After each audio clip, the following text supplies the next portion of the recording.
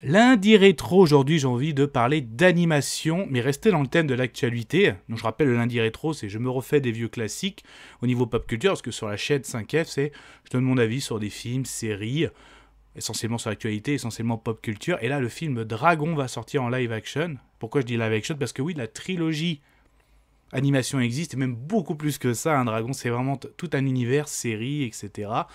Et donc là, forcément, le live action sera inspiré du premier volet. Donc là, je vais donner un peu mon avis, essentiellement sur le premier volet, mais même sur la trilogie. On y va? Générique. Soit on meurt en héros, soit on vit assez longtemps pour se voir endosser la peau du méchant. Pour ce genre de choses, il existe des hommes comme moi. Il t'arrive de saigner. Vous pouvez respirer, vous pouvez cligner des yeux, vous pouvez pleurer. M'a ramené le conduit, celle-là. Maintenant que j'ai votre attention, Accroche-toi, petit.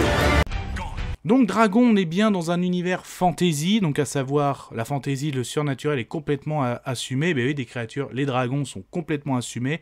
On ne sera pas dans une intrigue où est-ce que ça existe, la légende, oui, non, c'est complètement assumé. Et même on sera sous une ère viking. Donc là, nous sommes sur l'île de Burke. Et oui, l'île de Burke.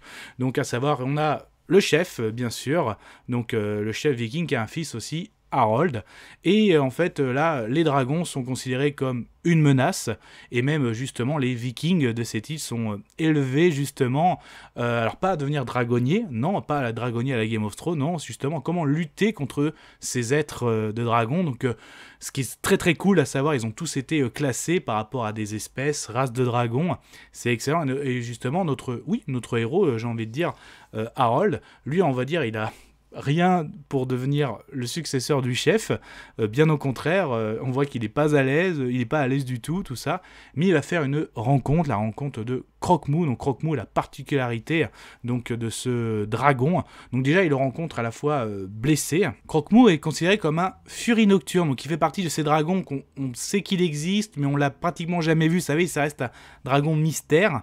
Et donc lui il le voit blessé, donc il le voit vraiment très très bien, et en fait il va apprendre à le connaître, à l'observer, il va lui donner à manger, tout ça, et même il va même étudier Croque-Mou, mais du coup le dragon en général.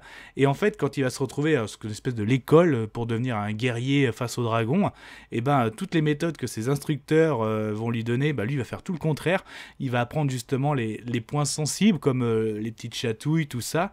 Et je trouve qu'il marche très bien à la fois pour les adultes et les enfants. C'est vraiment une trilogie que tu peux apprécier avec tes enfants, que les adultes apprécient aussi. Je pense que ça peut marcher vraiment en live action. C'est que en fait, je trouve que Croque-Mou, ils lui ont donné quelque chose, même les dragons, après dans la suite, quelque chose de très animal. On retrouve des mimiques du chat, du chien, et c'est pour ça qu'en fait, ils deviennent très attachants, hein, le fait de gratter sur le ventre, même l'attitude, et je trouve que c'est très bien joué. Je trouve qu'ils ont bien réussi à domestiquer, on dit que toujours, ouais, j'ai une référence envers ce héros, envers ce personnage. Là, on trouve les références des dragons avec nos amis, nos animaux domestiques. Et ça, je trouve vraiment super. Alors, certes, peut-être que Harold n'a pas tout d'un guerrier, mais il est très intelligent, donc il va même concevoir quelque chose par rapport aux blessures de Croque-Mou. Et donc là, c'est vraiment très très bien. Et même si justement le rôle de ces vikings qui cherchaient vraiment presque le nid des dragons pour en finir, en fait, en le trouvant, ça va devenir même plus que... Pas une aubaine pour eux, ça va être un enfer.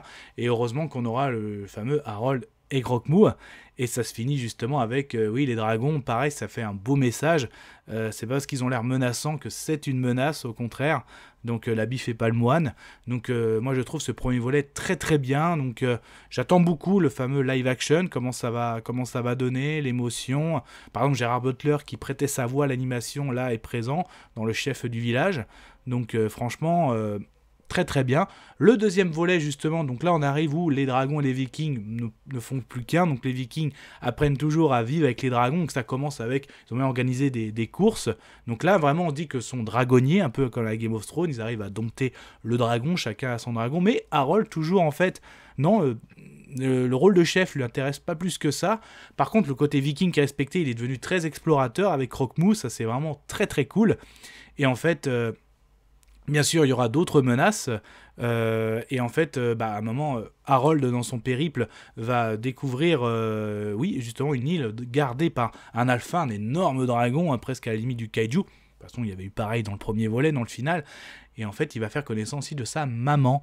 Et ça remonte justement pourquoi les Vikings détestaient les dragons, parce qu'ils pensaient être attaqués. Et ce soir-là, la mère avait une révélation, et notamment une cicatrice qui est sur Harold. Et non, justement, ces êtres ne sont pas maléfiques. Donc non, pas du tout, pas du tout. Et même si Harold veut rapporter ça, il avait eu des renseignements qu'un certain personnage, mais quand le père d'Harold apprend le nom de ce personnage, faut tout fermer, mais Croque-Mou et Harold, ça arrive à s'échapper, parce que ce personnage est vraiment horrible, et oui, parce que lui, il a réussi à dompter un autre alpha, et là, ça va donner un super duel entre l'alpha, là où était avec la maman d'Harold, contre l'alpha, contre le grand ennemi.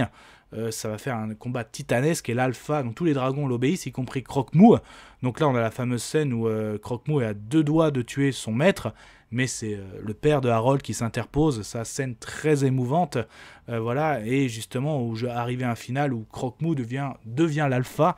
Donc là, c'est magnifique. Moi, mon fils, il est vraiment très très fan. Donc ça c'est clair, moi aussi j'avoue, j'adore. Donc j'aime beaucoup aussi cet arc 2. La fin de la trilogie un peu moins, même si on a justement histoire d'amour, Croque-Mou qui a son amoureuse, donc il est absent. On a un nouvel antagoniste, tout ça. Et bon, en fait, réunir tout le monde pour ce dernier combat, c'est le moins, mais la clôture est importante. Ça clôture la trilogie, hein, justement, quand on voit Croque-Mou avec la femelle Fury. Donc aussi, on a Harold qui est grand aussi, avec justement la Viking aussi devenue du grand, qui ont eu des enfants. Donc ça fait une belle conclusion. C'est celui que j'ai moins aimé, mais c'est important pour la conclusion. Mais vraiment, le 1 et le 2, j'adore ces deux films. J'attends beaucoup du live action, je suis pratiquement persuadé, je suis sûr que le 2 est déjà en prépa, il me semble que oui, n'hésitez pas à me le dire en commentaire. Donc franchement une super histoire, viking, dragon, donc à la fois le premier volet où les vikings, les dragons étaient une menace, grâce à Harold et le lien qu'il a créé avec Croque-Mou. Donc en fait ça amène au deuxième volet où les dragons et les vikings vivent ensemble, mais que des gens utilisent les dragons pour des mauvaises attentions, et c'est là que Croque-Mou devient l'alpha. C'est aussi que Harold montre aussi le côté meneur qu'il a, jusqu'à se clôturer dans ce troisième volet. Donc vraiment c'est une très belle trilogie. Après ça s'est développé avec Netflix, hein, où là on a vraiment le côté explorateur aussi des vikings avec les dragons. Il y a eu plein d'animations aussi, voilà, c'est vraiment tout un univers. Je pense qu'ils sont allés au bout du bout, et là ils se sont dit on va passer au live action. Est-ce que le pari va être gagnant? Et on en parlera sur la chaîne. Prenez soin de vous, Kenavo. Je vous souhaite une agréable soirée. Désolé pour le bordel. Au revoir.